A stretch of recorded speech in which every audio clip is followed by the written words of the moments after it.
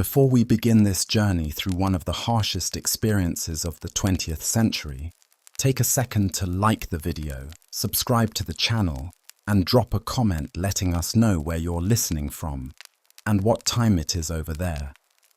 It's always fascinating to see how far this sleepy little corner of history reaches. Now, lay back, close your eyes, and let the story unfold. Imagine this. It's the dead of winter, 1942. Snow is falling like ash from a sky that never seems to lighten.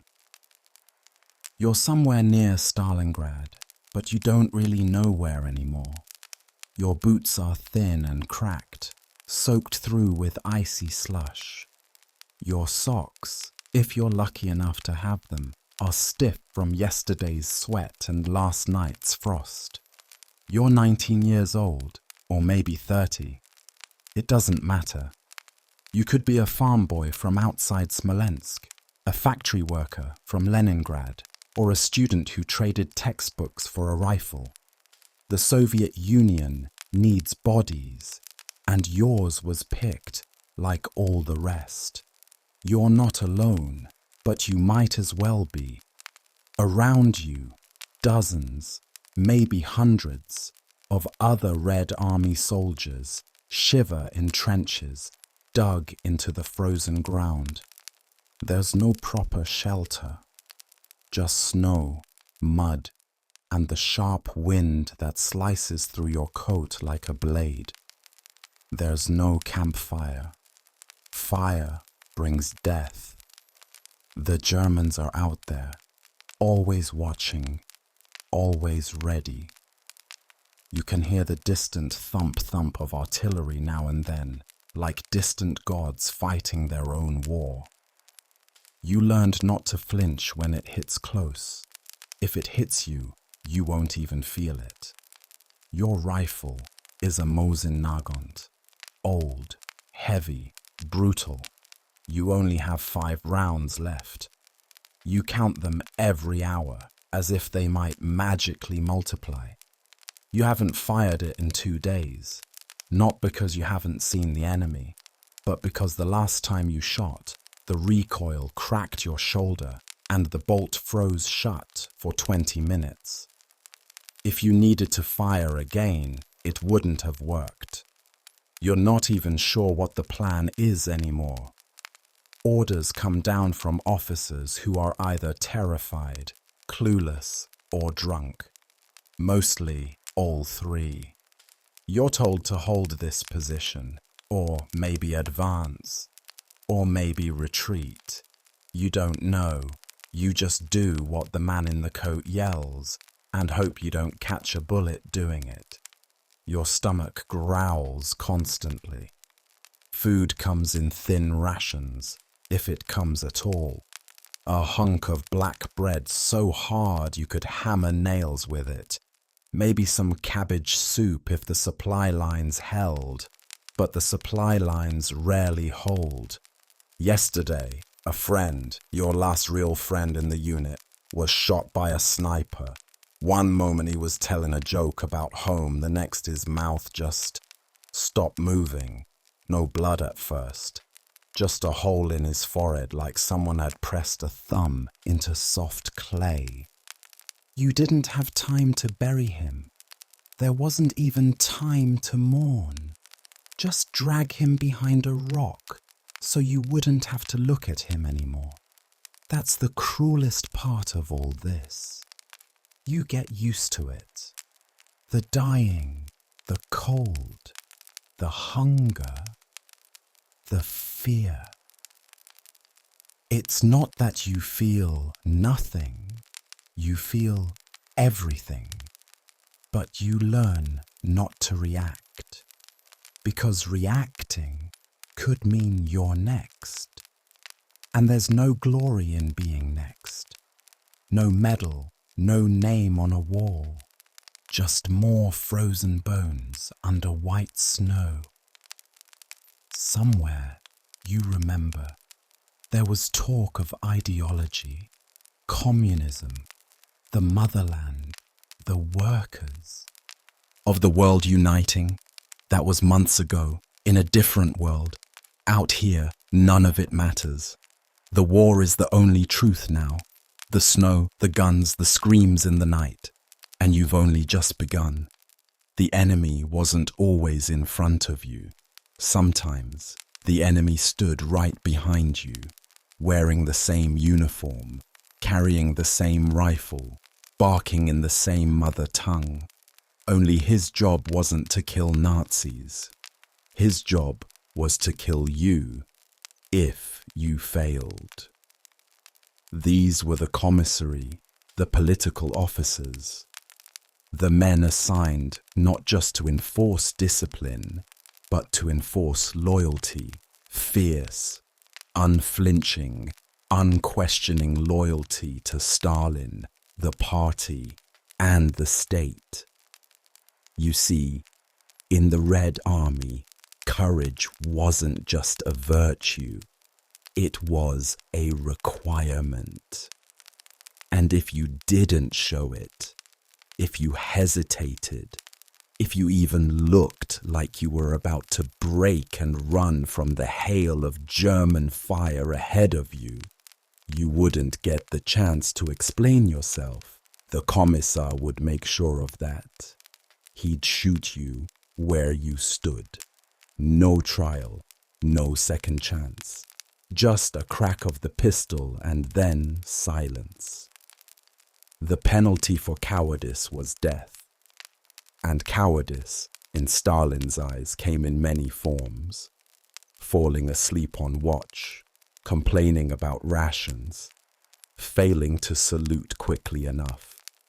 All of these could be deemed treasonous behavior, and the punishments were carried out swiftly, publicly, and without mercy.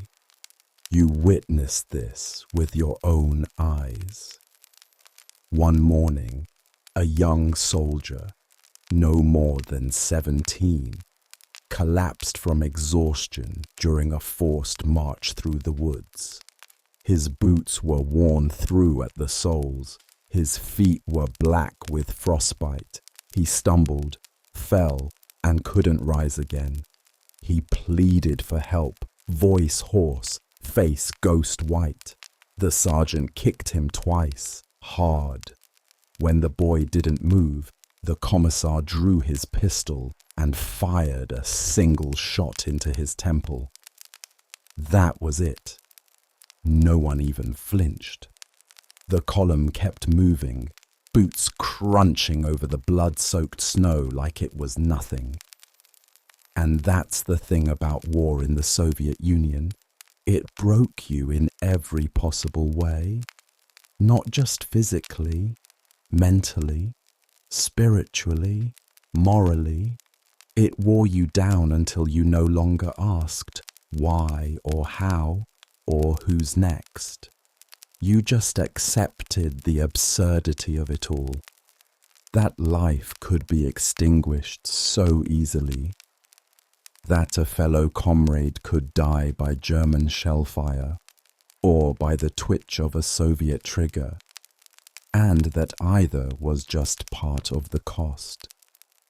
You learned that your survival didn't depend solely on your strength or skill.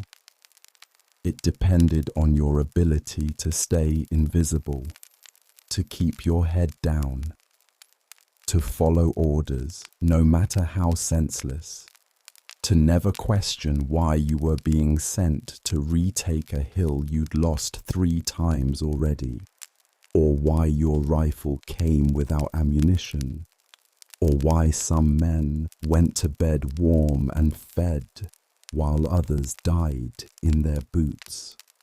And when you heard about order number 227, everything became clear. Nishagunazad, not one step back. Issued in the summer of 1942, this order changed everything.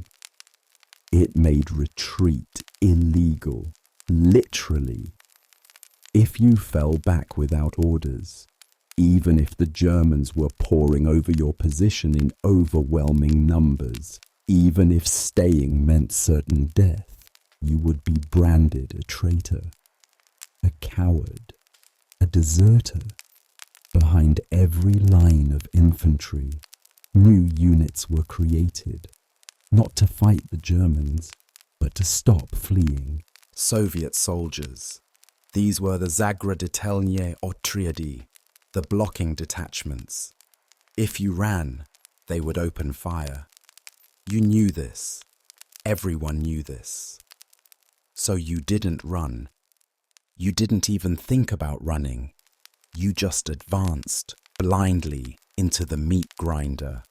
You'd seen comrades go over the top into a hail of machine gun fire. You watched their bodies crumple, riddled with bullets before they even cleared the first trench line. And then you heard the whistles, the calls for you to move next. You wiped the sweat from your palms onto your trousers, gripped your rifle, and climbed out of the mud. Forward, always forward. It didn't matter if you believed in the cause anymore. The war didn't care about belief. The war only cared about momentum, about statistics, about how many bodies could be thrown into the furnace to keep the engine of resistance burning a little longer. And in this twisted machine, your life was just a number. A number Stalin would proudly sacrifice for another inch of frozen ground. The human body can survive without food for weeks, but the human mind begins to unravel much sooner. You learned this not in a book, not in theory, but in the cold belly of the Soviet front line, where every meal was a question, not an answer. Rations, when they came, were inconsistent, often spoiled, and never enough. You could be marching 20 kilometers a day, digging trenches, carrying wounded, or fighting hand to hand. And at the end of it all, your reward might be a scrap of black bread, some watery soup, or a handful of barley that you chewed like gum because you didn't have enough water to cook it. But more often than not, there was nothing at all. You scavenged, you stole, you watched rats crawl through the snow and wondered genuinely how hard it would be to catch one. You saw men boil leather belts in pots of snowmelt. You saw a sergeant trade his wedding ring for a tin of pork fat. You saw a private eat half of a frozen horse's liver, raw, carved from the corpse of a mount that had been lying in the snow for days. Hunger did something to you. It shrank your thoughts. You stopped caring about politics, about glory, about strategy or victory. All that mattered was calories, warmth, the dull ache in your gut that became your new heartbeat. And the hunger wasn't the worst of it. With hunger came weakness, and with weakness came sickness, typhus, dysentery, lice. The winter months didn't bring relief. They brought new horrors. Frostbite turned fingers black and brittle. Trench foot rotted your skin until your boots squelched with every step. Fevers ran unchecked, and medicine was a myth, a ghost story you told yourself to feel better. You saw men shaking violently on the ground, sweating and freezing at the same time, dying not from wounds, but from the rot that lived inside the camps, the trenches, the bodies. No one wanted to share a blanket with the sick. No one wanted to sleep too close to the coughing man. Because if you caught it, that was it. You wouldn't be treated. You wouldn't be evacuated. You would lie there and rot. One of the many, your breathing getting slower until it stopped. And then someone would take your coat. Someone would take your boots, even if they were crusted with blood and ice. Because that's how this place worked. Death didn't come in dramatic explosions. It came slowly, quietly, in the back of a tent, in the corner of a bunker. It came in the form of a man who simply didn't wake up in the morning, his skin blue, his body curled around his last breath. And through it all, you were expected to fight, to carry your rifle, to march, to yell, "Oorah!" as you charged headlong into a wall of bullets and barbed wire, pretending for just a moment that the blood leaking from your cracked lips didn't mean anything, that the dizziness you felt from starvation was just adrenaline.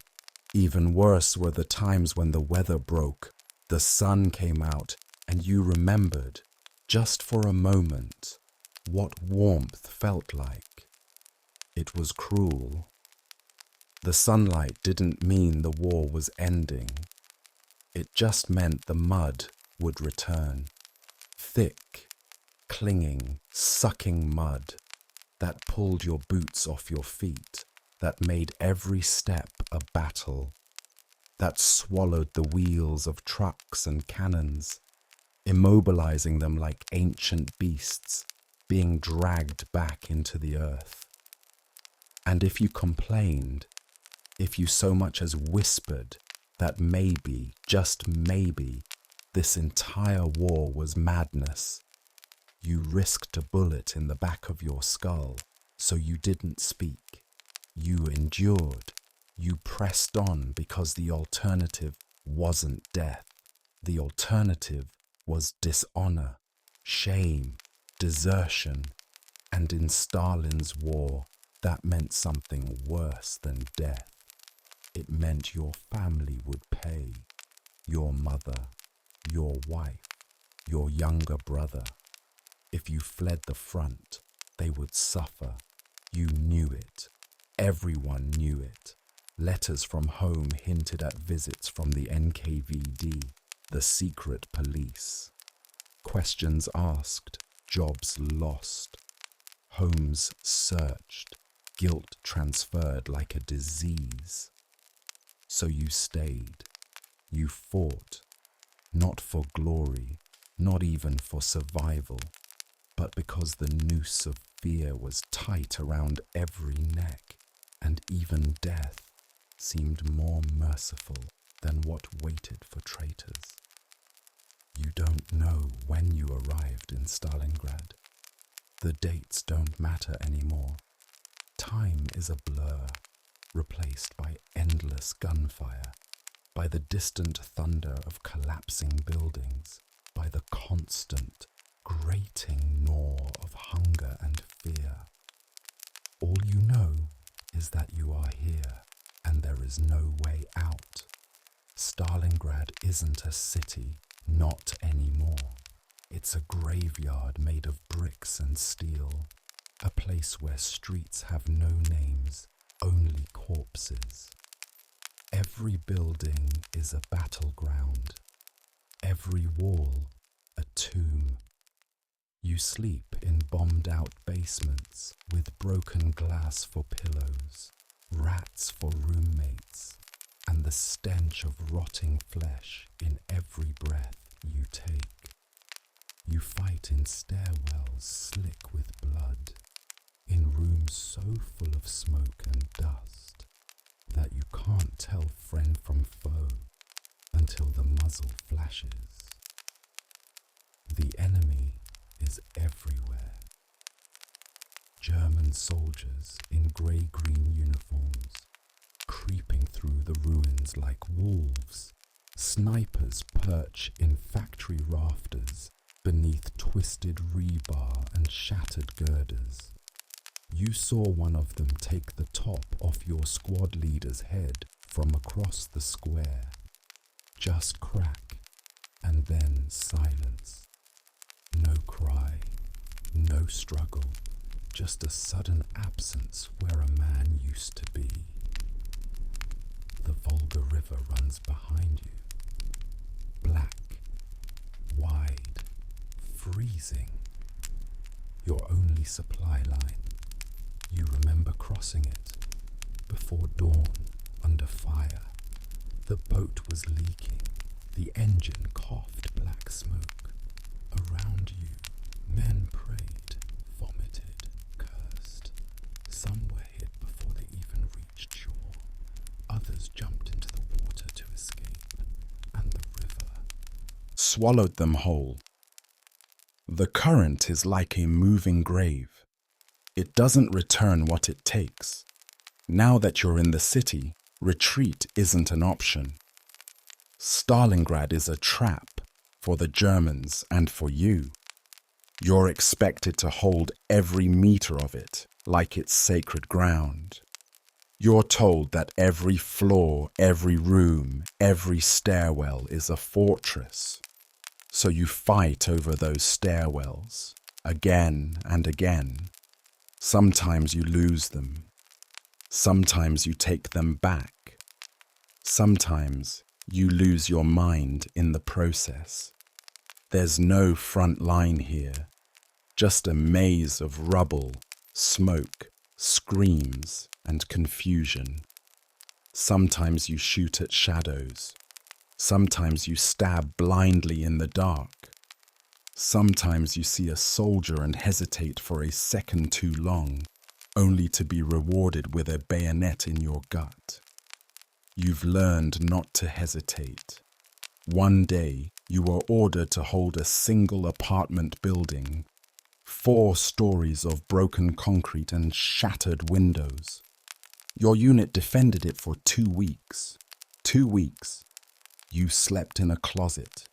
You peed in a hole in the floor. You watched your comrade catch fire from a flamethrower blast. He didn't scream.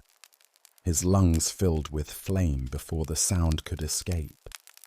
You fired back. You fired until the rifle clicked dry. Then you picked up his. Then his bullets ran out. Then you threw grenades. Then bricks. Then anything. And when the Germans finally retreated, when the smoke cleared and the walls stopped shaking, there were only 3 of you left. 3 men defending a pile of stones, half deaf, bleeding, starved. The officer gave you a medal. You used it to scrape dirt off your boots.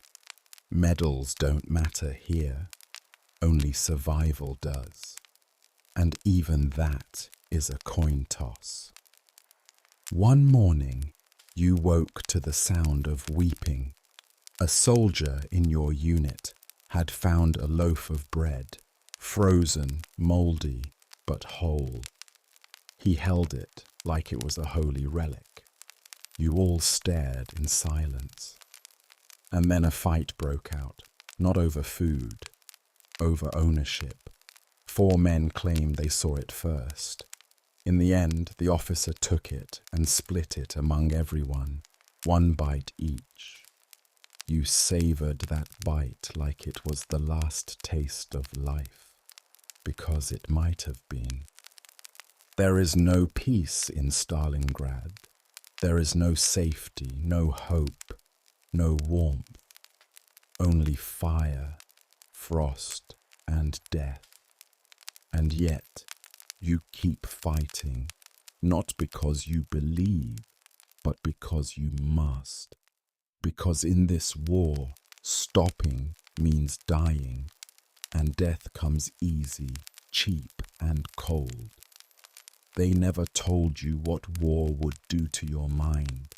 The stories you heard growing up, those patriotic poems, the old veterans marching proudly on Red Square, spoke of honor, valor, the motherland. They spoke of enemies vanquished and cities liberated, but none of them told you about the silence, the crushing, suffocating silence that sets in when the shelling stops and the bodies remain. You march because you're told to, day after day, hour after hour, through snow, through mud, through forests where the trees are charred and broken like splintered bones. You march past burned-out villages, their homes reduced to blackened frames, and past people who look like shadows, their skin grey, their eyes vacant. Sometimes the locals spit at you, sometimes they beg, sometimes they do nothing at all. It doesn't matter. You don't speak to them. You barely speak to anyone anymore. Your world is shrinking. Once you had a name. Now you're just soldat, a face in a column, a uniform stained with grime and blood, a rifle that's become heavier than it used to be, even though the metal hasn't changed. Your back aches, your legs twitch in your sleep. Your boots are worn so thin that you feel every rock, every frozen ridge of soil like a blade against your foot. But none of that compares to the weight in your chest, the dull, aching pressure that never leaves you anymore. It's fear. Or maybe it's something worse than fear. Maybe it's the memory of fear, long since fossilized into something heavier and darker. You don't panic when the bombs fall anymore. You don't even duck. You just close your eyes and wait to find out if you're dead. And when you're not, you keep walking. The ones who die quickly, you envy them now. You've stopped flinching when someone falls beside you. You've stopped reacting when the scream comes. You notice the blood, the body, the broken shape that used to be a man, and then you step over him because you have to, because stopping is not allowed, because grief is a luxury you can no longer afford. You've learned the difference between a man who's dying and a man who's already dead. The dead don't ask for water, the dying do. And that's the hardest part. Looking into the eyes of someone you knew, someone who once joked with you, who once shared half a cigarette on a freezing night, and hearing him ask for help. You can't give. Pomogi, he whispers. But you don't stop. You walk past. Because if you stop, if you bend down, if you give him your canteen, the others will see. And then you'll all suffer. So you harden your heart. You keep moving. You press forward through the snow, through the rubble, through the fog that seems to seep into your very bones. And then there's the nightmares. When you do manage to sleep, when the cold doesn't keep your limbs stiff and your ears ringing, you dream of fire, of faces torn apart, of the friend who went missing last week. You dream of your mother, her hands flour-dusted from baking, calling you in from the fields. But in the dream, her face changes. Her mouth opens wide, black and endless, and she screams your name until you wake up in the mud, gasping, your uniform soaked with sweat despite the cold. You wonder sometimes what it would take to make it all stop. Could you desert? Could you sneak away in the night and vanish into the woods? You've heard stories, men who tried, men who were caught, men who were lined up and shot in front of the entire unit as a warning. One bullet right between the eyes, a second in the chest just to be sure. Their bodies left out for a full day in the snow. So no, you don't run, you stay. You eat what little they give you, sometimes just a piece of bread so old it crumbles in your hand, sometimes soup so thin it's just water that smells of cabbage. You sleep where you can, under a truck, in a foxhole, against the body of a comrade who stopped breathing 2 days ago but hasn't been buried yet. And all the while your officers keep speaking of Berlin, of victory, of final justice. You nod. You even cheer sometimes, because it's expected. But inside, you're numb. Berlin might as well be on the moon. You don't care about Berlin. You care about making it to tomorrow. You care about the blister On your heel that's gone black.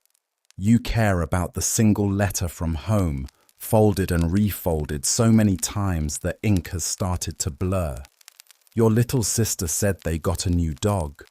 You try to picture it.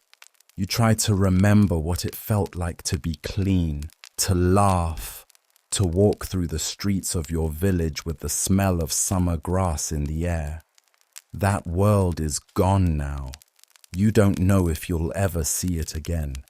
You don't even know if you'll survive the next shell. But you keep marching, not because you want to, but because in war, stopping means dying, and part of you isn't sure which would be worse. They used to say that war makes men out of boys. But you know the truth now. War doesn't make men. It unmakes them. It strips you down, layer by layer. First, your warmth. Then your fear. Then your decency.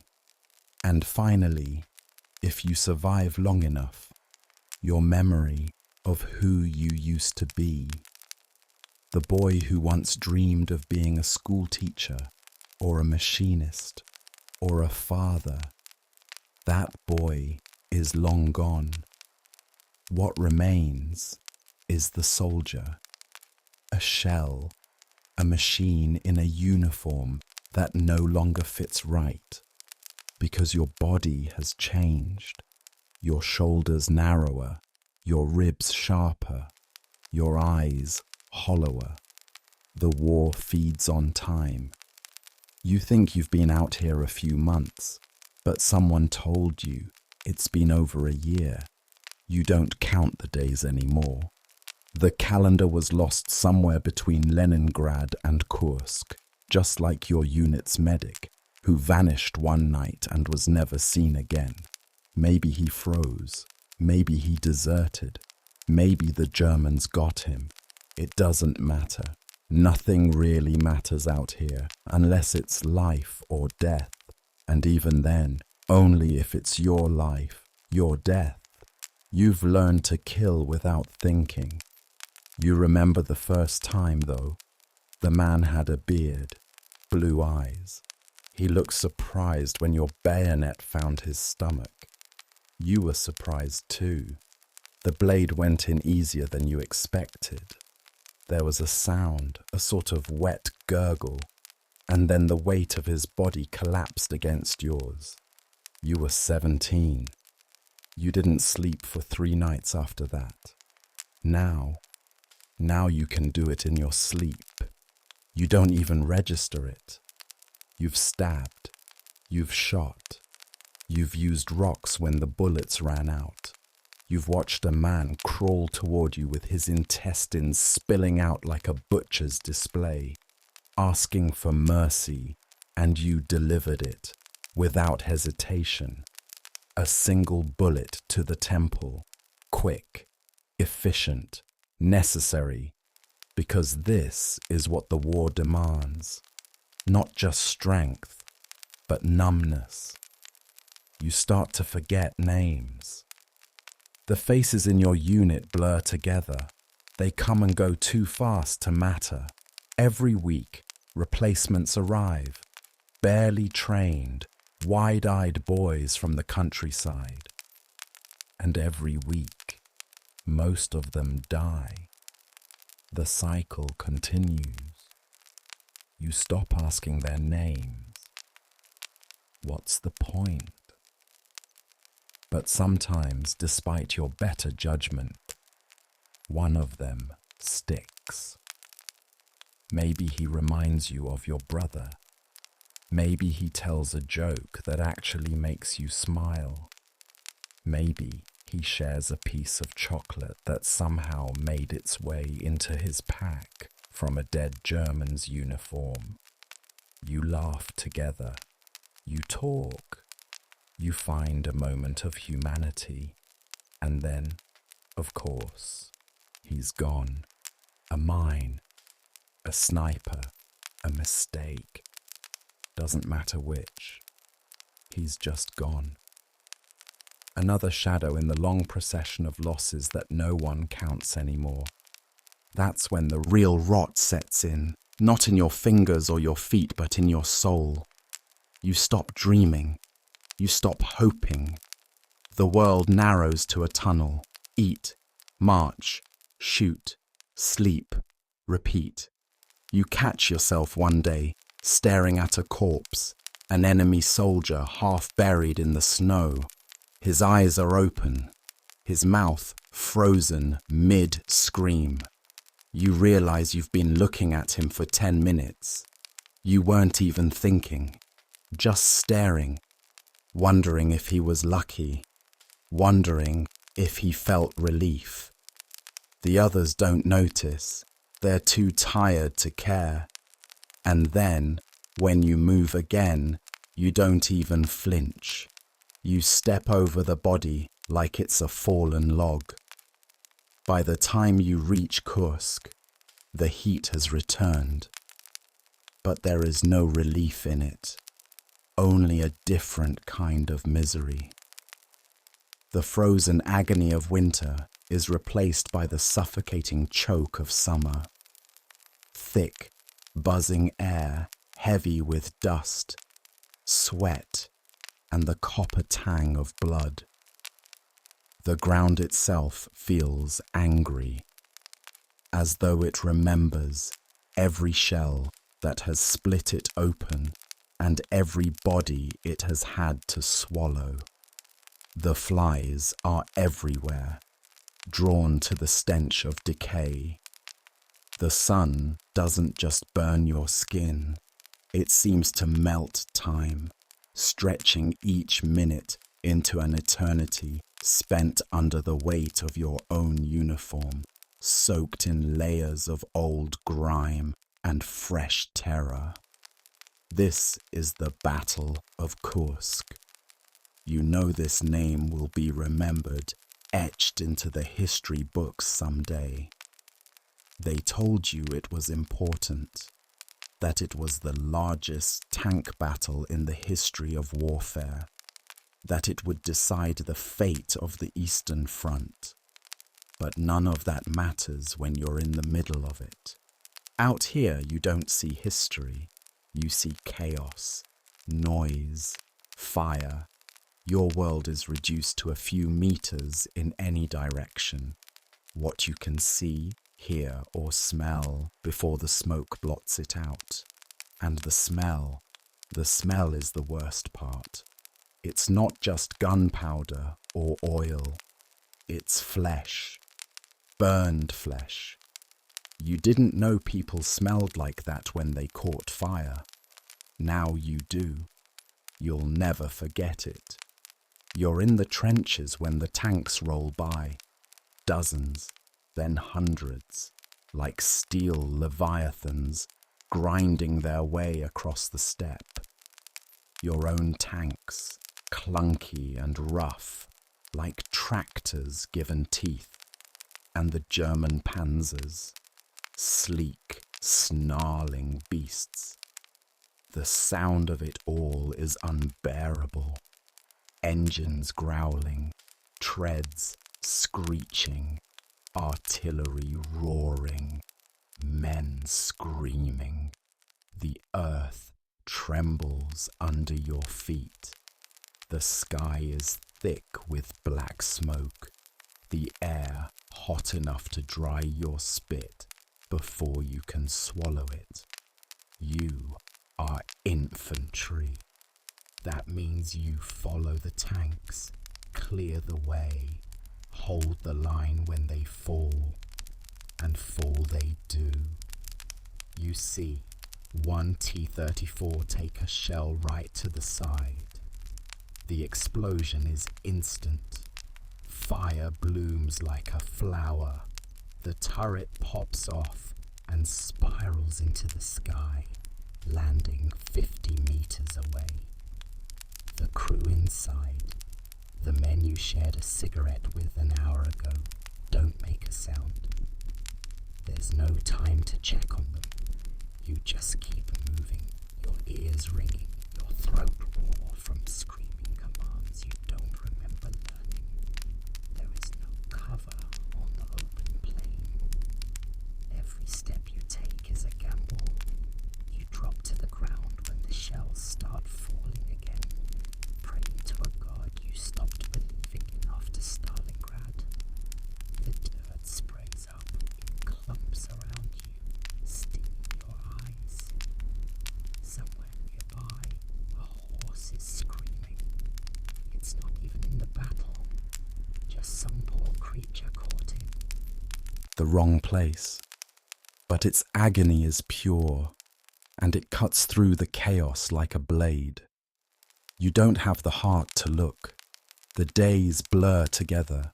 Sleep becomes something you steal in 5-minute scraps, curled up under broken wheels, behind smoking tank husks, in shallow ditches, still warm from the last man who lay there. You eat when you can. Dry bread, mostly. Sometimes boiled grain. Once, a boiled potato.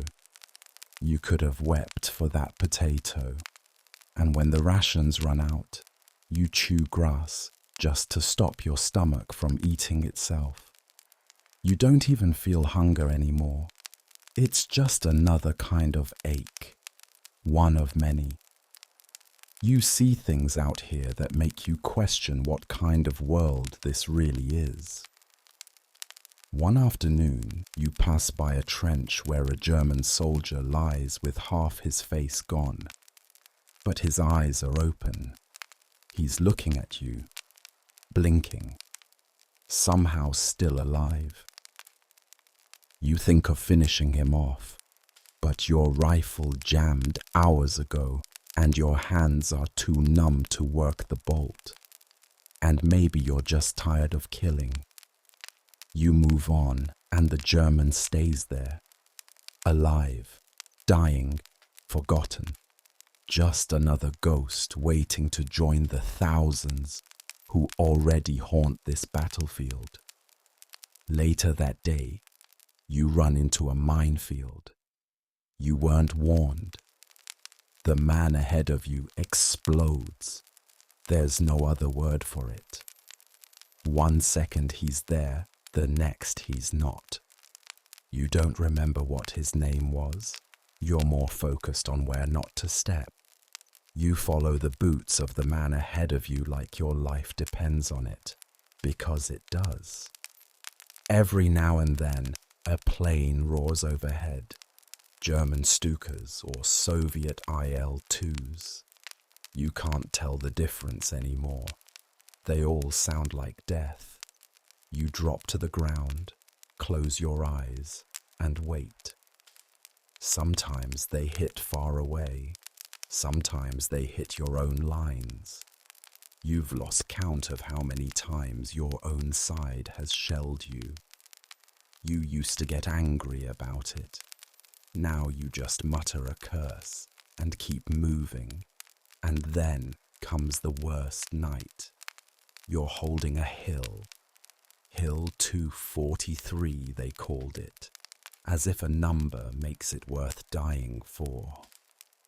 The Germans want it back. They come in waves, shouting, firing, throwing grenades. You fire back until your rifle clicks empty. Then you use another. Then you use your entrenching tool. You are beyond thought. You are a beast now, clawing, screaming, killing. You survive until dawn somehow, and when the sun rises, you see what you've done. The hill is a slaughterhouse. You are drenched in someone else's blood. Your hands are shaking. You laugh. Then you cry. Then you do neither, because there is still another day ahead. By 1944, something has shifted. The tide of war, they say, has turned. You've heard it in speeches, read it in hastily posted leaflets, and seen it in the faces of officers who now wear their confidence like armor. The Germans are retreating, not fast, but steadily, and the Red Army is moving forward, always forward. You're told this is victory.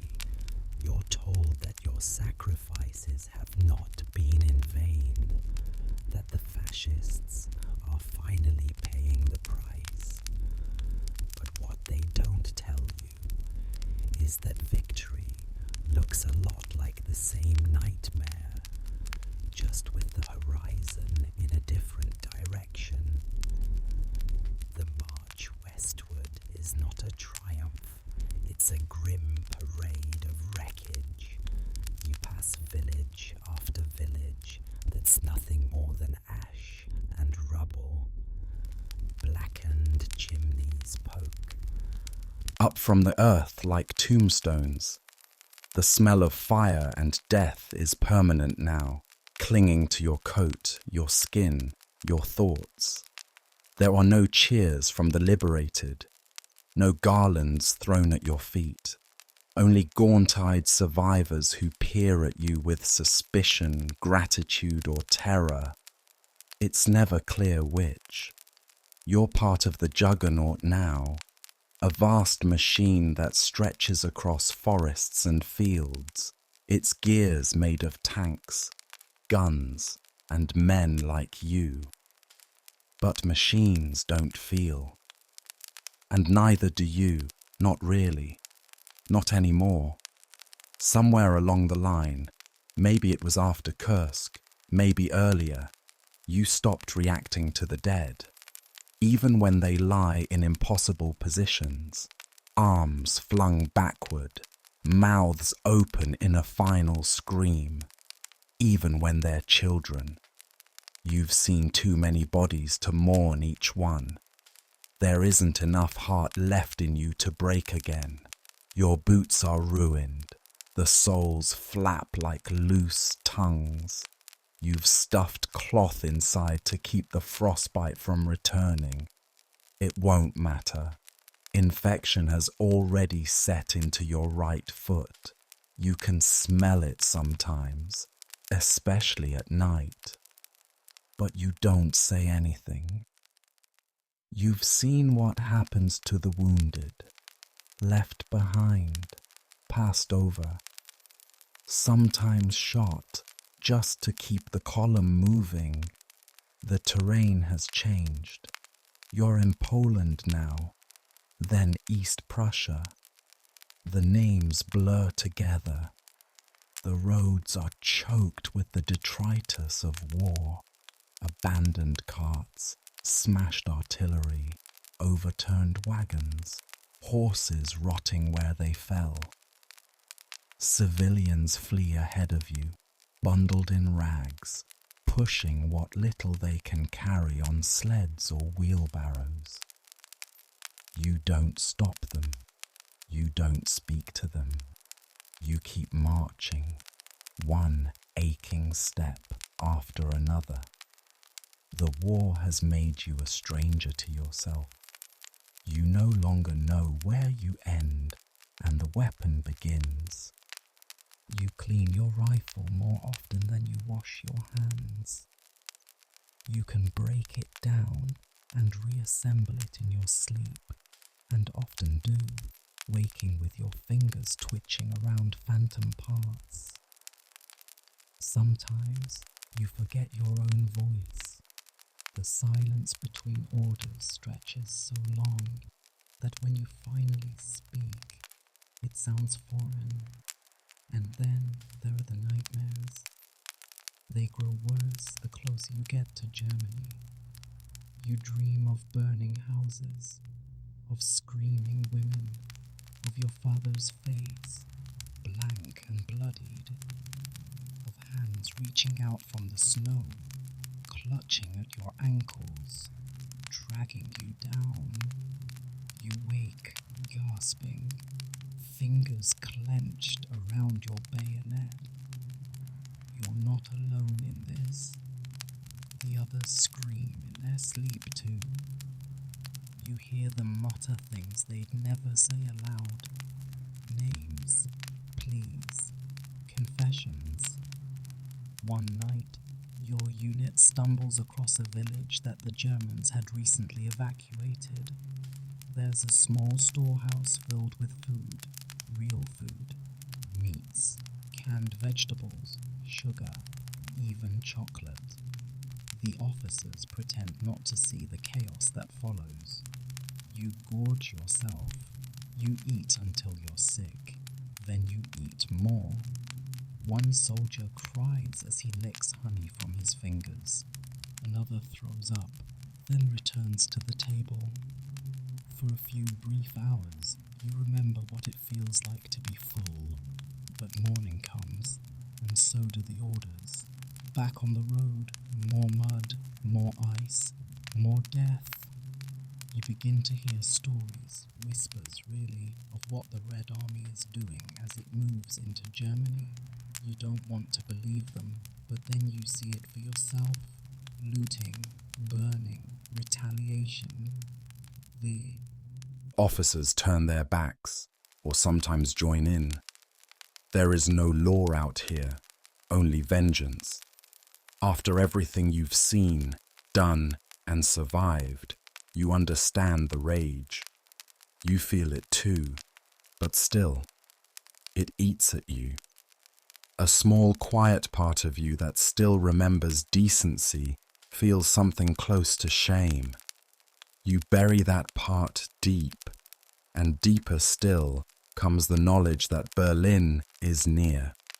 The thought is like a fever now, an end, a climax, a final act to this bloody theatre. You picture it in your mind, storming the capital, planting the red flag on the Reichstag, roaring with victory. But another part of you, quieter, wiser, hollowed out by truth, knows better. Berlin won't bring peace. It won't bring closure. It will be just like everywhere else. Blood, fire, and broken glass. A new pile of corpses to climb over. Still, you march. Your body is failing. Your joints ache. Your teeth are loose. You haven't had a full night's sleep in months. You barely remember your own name. But the war moves, and so must you. Always forward, even if there's nothing of you left when it's over. The city looms ahead like a bruise on the horizon. Blackened towers, shattered glass, smoke rising in thick, oily coils. Berlin, the place they've been promising you for years. The final goal, the beating heart of the enemy. Every mile you marched, every drop of blood spilled, every comrade buried in frozen soil. All of it, they told you, was leading here. But standing on the edge of the city, you feel no triumph, no righteous fury, no pride, only dread. This is not the end. It is the last and cruelest test. As you move into the suburbs, the resistance stiffens. The Germans are fighting like cornered animals now, desperate, erratic, and fanatical. Teenagers in Hitler Youth uniforms, barely old enough to shave, are manning machine guns from behind sandbags. Old men with trembling hands hold Panzerfausts and pray for one good shot. Even women are taking up rifles. There are no rules here, no front lines. Death comes from every angle, from every window, from every cellar. You've spent the past 4 years learning how to fight this war. Now, in Berlin, you have to unlearn it. This is not open field combat. This is war fought meter by meter, house by house, floor by floor. Every building is a fortress. Every basement a bunker. Every alley a trap. The fighting is relentless. You kick in doors with your boots, rifle raised, unsure of what you'll find, soldiers, civilians, or both. You clear stairwells in silence, knowing the enemy could be crouching just above, waiting with a grenade, a pistol, a knife. You burn through ammunition like water.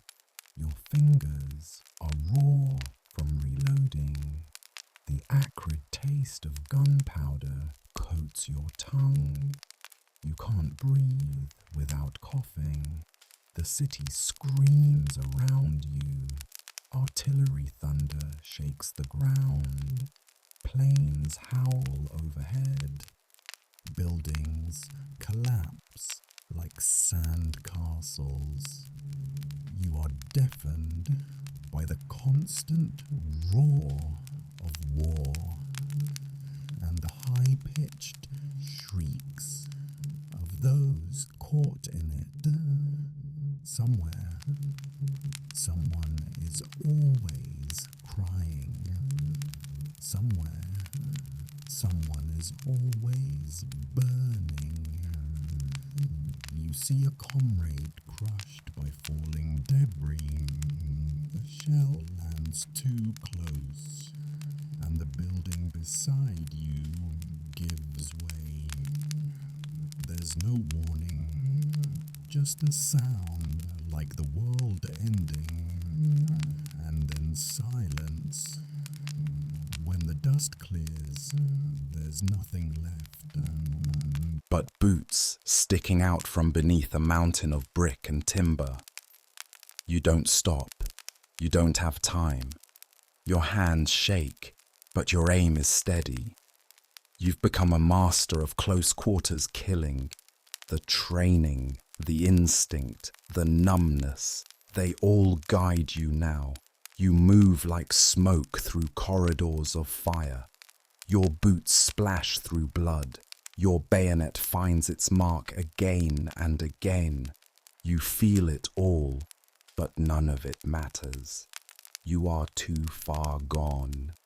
Sometimes you encounter civilians, German civilians, women, children.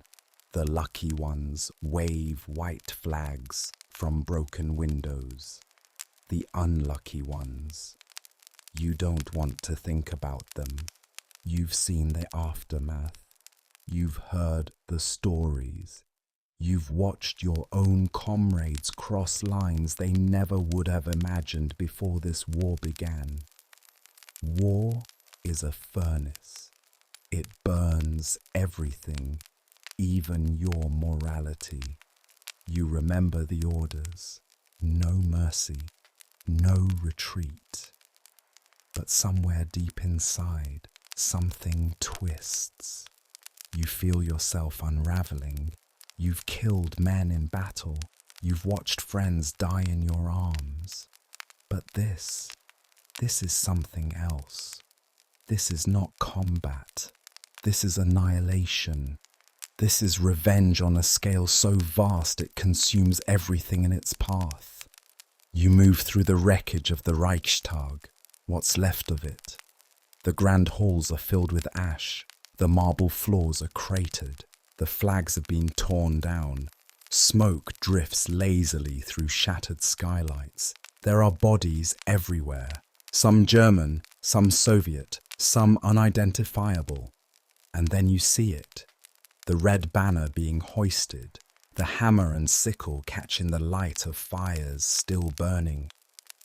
The men cheer, scream, cry. They hug. Some fall to their knees. Others light cigarettes with shaking hands.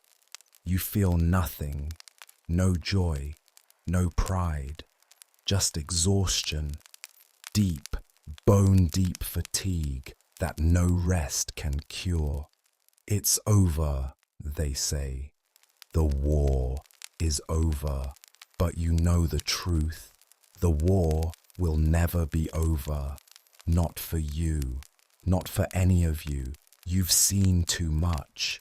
Done too much. Lost too much. The boy who left his village years ago, full of fire and loyalty, is long gone. In his place stands a man carved from ice and ash, stitched together with scars both visible and not. They hand out vodka. You drink until you can't see. It doesn't help. You try to sleep that night on a pile of rubble that used to be a bank. You dream of things you'd buried, of your brother's laughter, of your mother's hands, of springtime fields under blue skies. And then the dream shifts. The fields are aflame. The skies blacken. Your mother is screaming. Your brother bleeds from a wound you didn't see. You wake up choking, fists clenched, gasping in a city that still reeks of death. And that's the final cruelty of Berlin. The war has ended, but peace never comes, not for the dead, and not for those who had to become monsters just to survive. They say you've won. You hear it in every speech, every order, every vodka-soaked cheer echoing through the ruins of Berlin. You see it in the parades forming within the chaos, in the commanders shaking hands, in the flags raised over corpses and craters. But when you look around, when you stare out over the wreckage that was once a city, you don't feel like a victor. You feel like a survivor, and you're not even sure if that's better. Berlin is a graveyard, a giant one, not the peaceful, kind, with rows of markers and quiet winds. This one is loud, violent, still breathing in places. Buildings collapse days after they're bombed, toppling into already burning streets. Smoke hangs low in the air like a ceiling. It seeps into your clothes, your skin, your lungs. You cough it up at night and taste ash even when you're not eating. Nothing smells clean anymore. You walk through streets where tanks are parked like rusting gods, their treads scorched, their cannons silent now. Nearby, men dig shallow graves with their helmets, too exhausted to do it properly.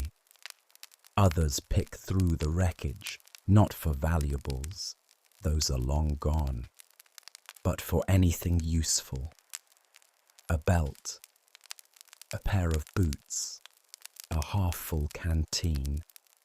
You're not above it. You've lost your boots in the last charge. A mine took off the heel of your right one and sent you flying. You landed in rubble, lucky to be alive.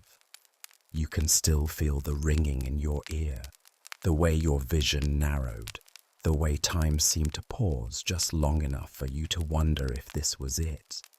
It wasn't. So now you limp.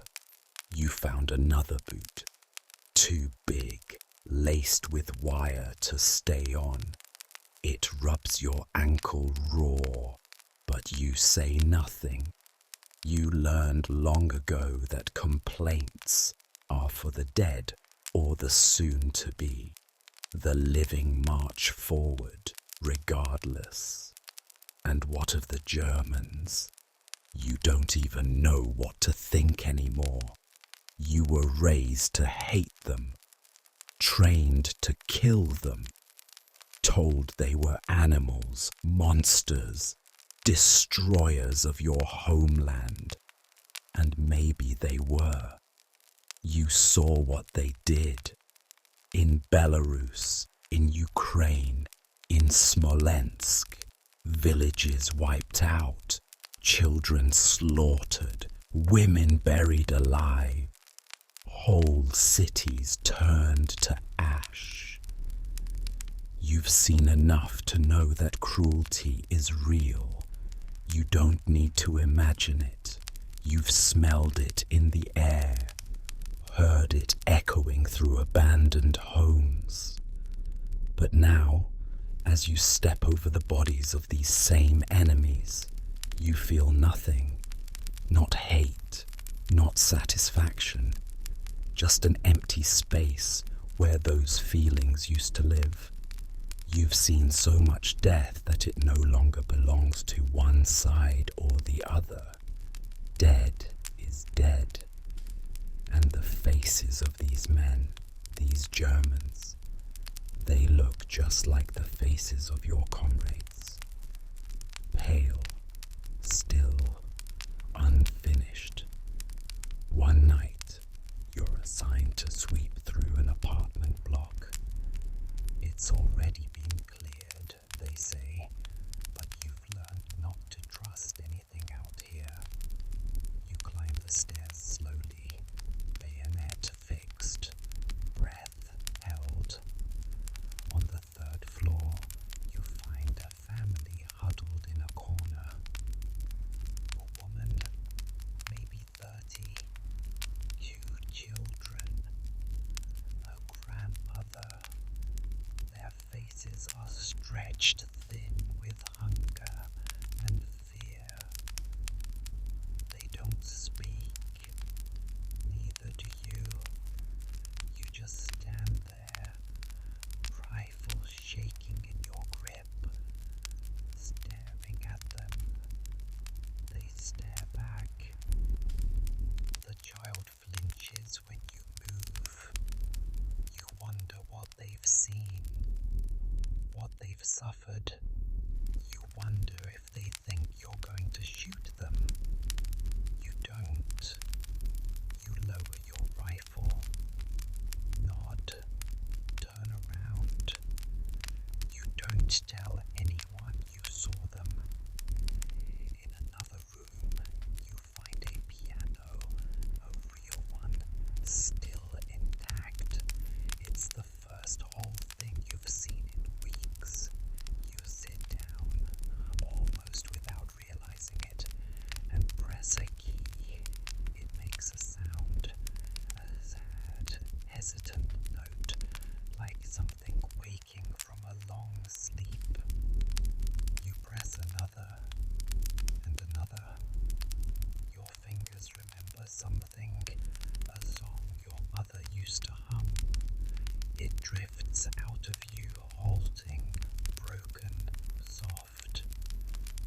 others hear it. They stop what they're doing.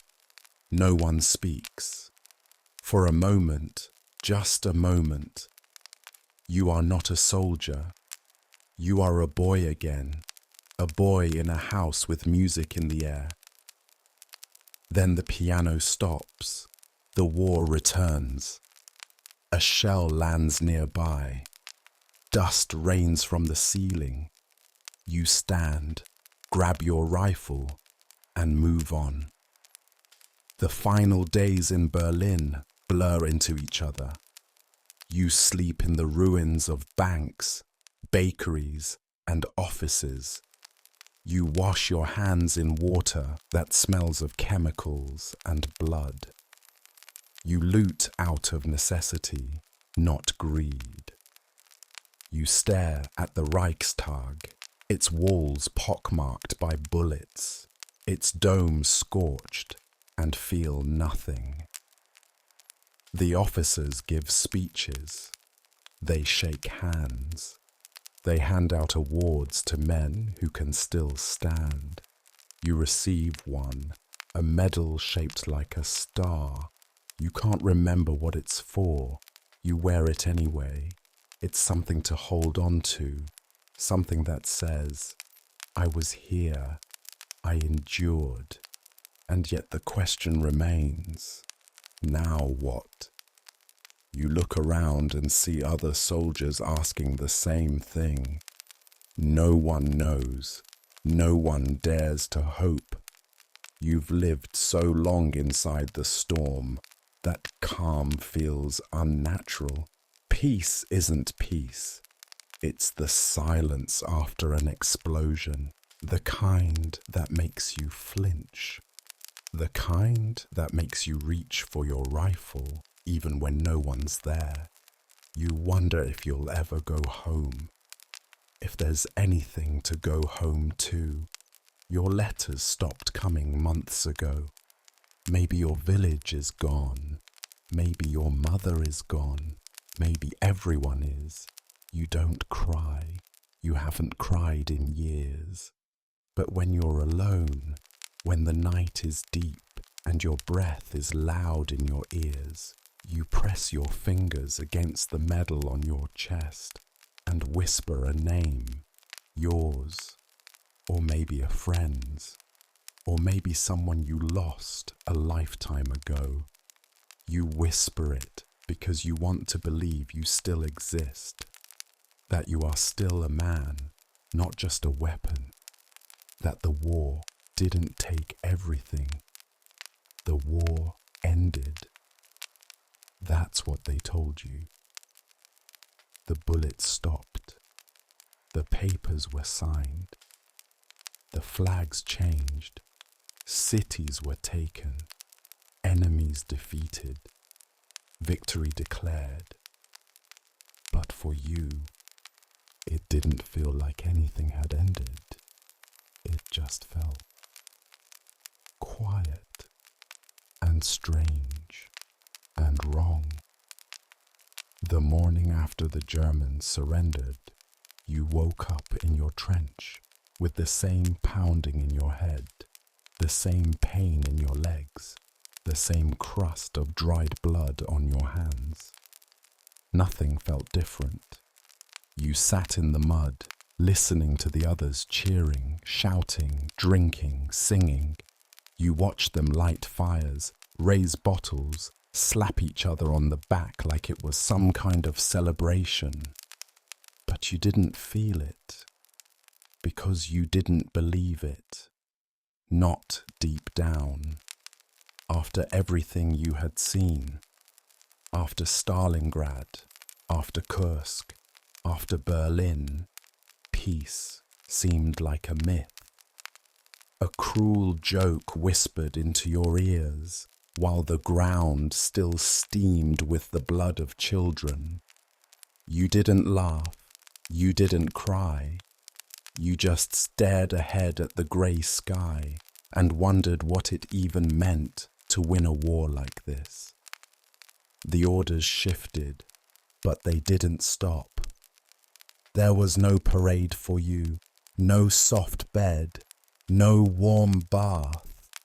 Instead, you were sent to sweep the city, patrol the wreckage, hunt down the last holdouts, SS troops, snipers, fanatics hiding in tunnels and sewer grates.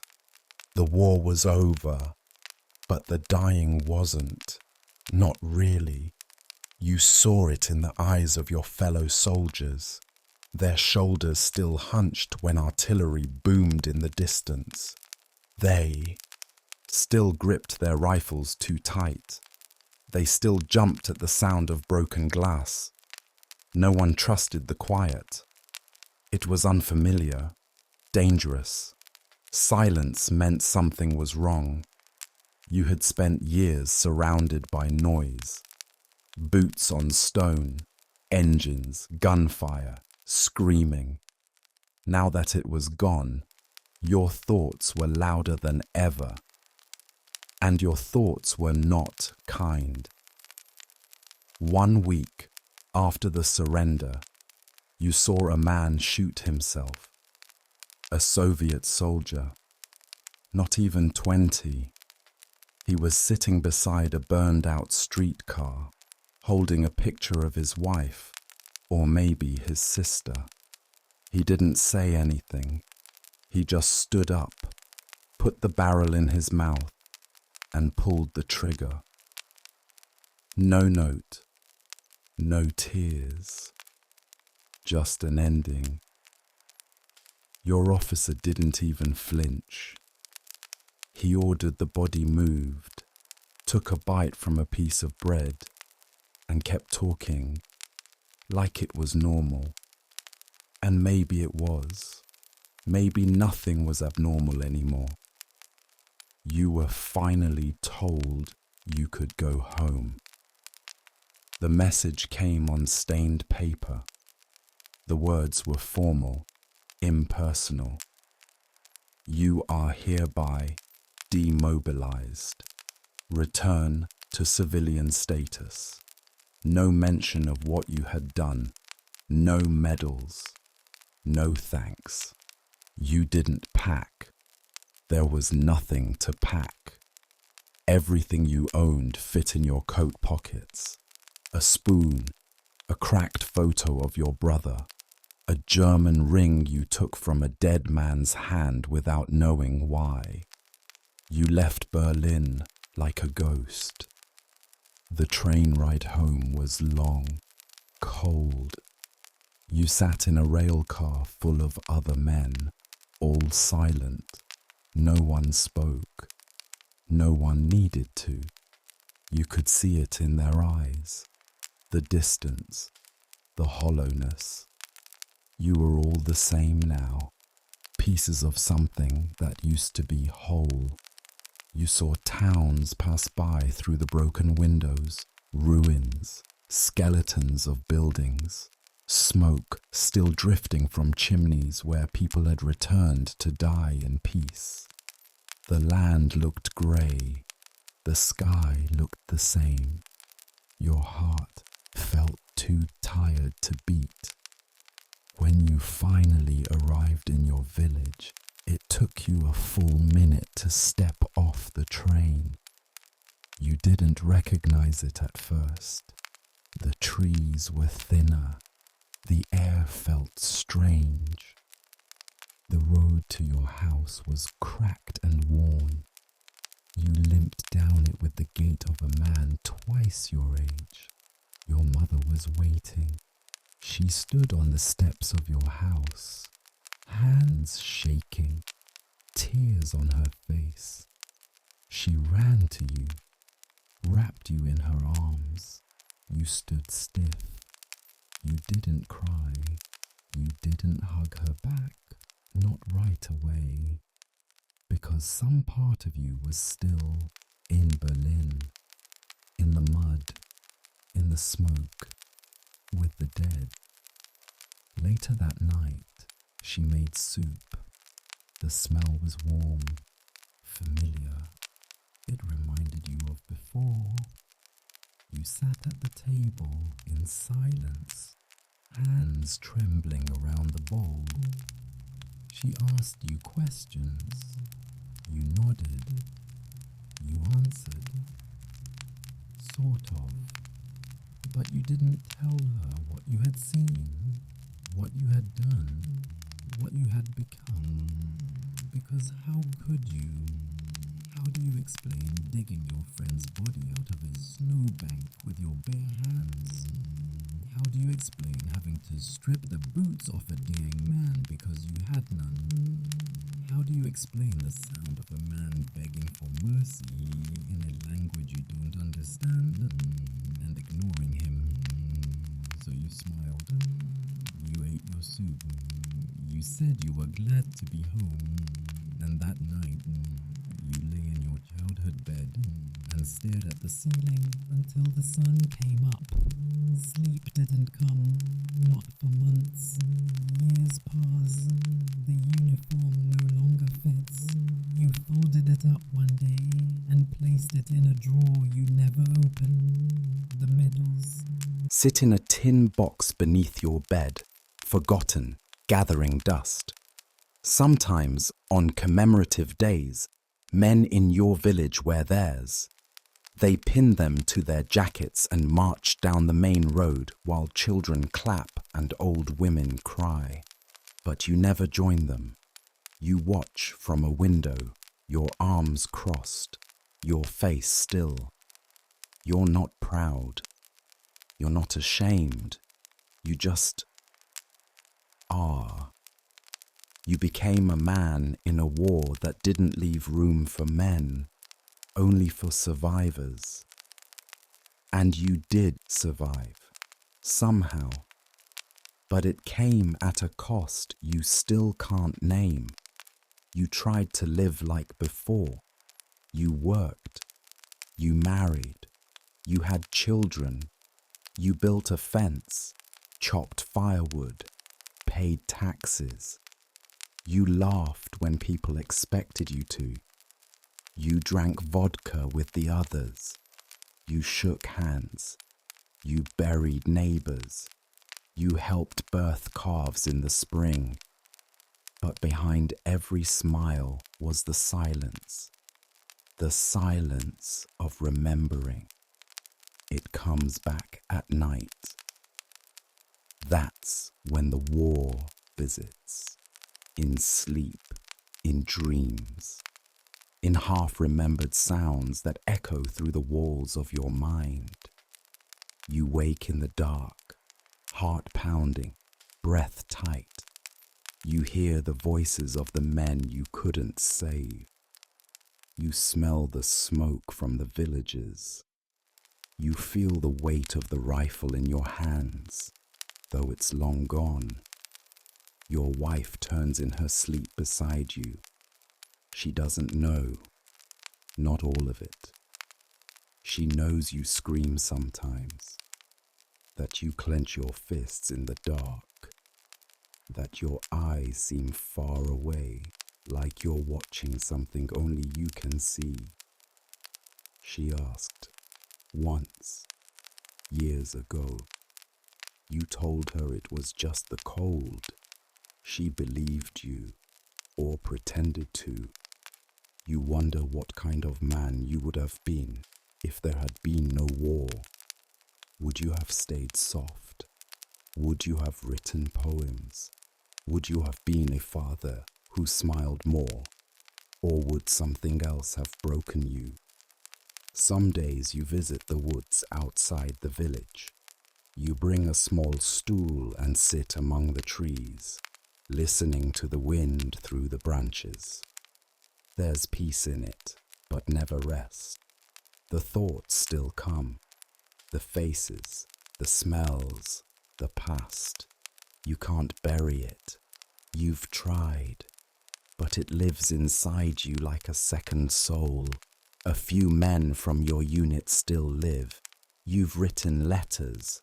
Sometimes you receive one back, scrawled words, shaky handwriting, bits of memory exchanged like secret codes. You never meet. What would you say? You both know what's there, what isn't, what was lost. You're old now. Your back aches in the winter. Your teeth are false. Your hands shake. You've outlived everyone who once knew you before the war. Your children have children. They ask questions sometimes. Did you fight? What was it like? You smile. You tell them it was hard, that you're proud. You lie, not because they can't handle the truth, but because you can't speak it. Because saying it aloud would give it life again. Instead, you nod. You pat their heads. You tell them stories that sound noble and clean. Stories where the hero comes home untouched. Where war makes men. Where victory means peace. And then, when the house is quiet and everyone's asleep, you sit alone by the stove, watching the fire fade. You sip tea. You stare at the floor. And you remember the mud, the blood, the boy you used to be, and the soldier you had to become. And you wonder if the price of surviving was becoming someone else. Did you really survive at all?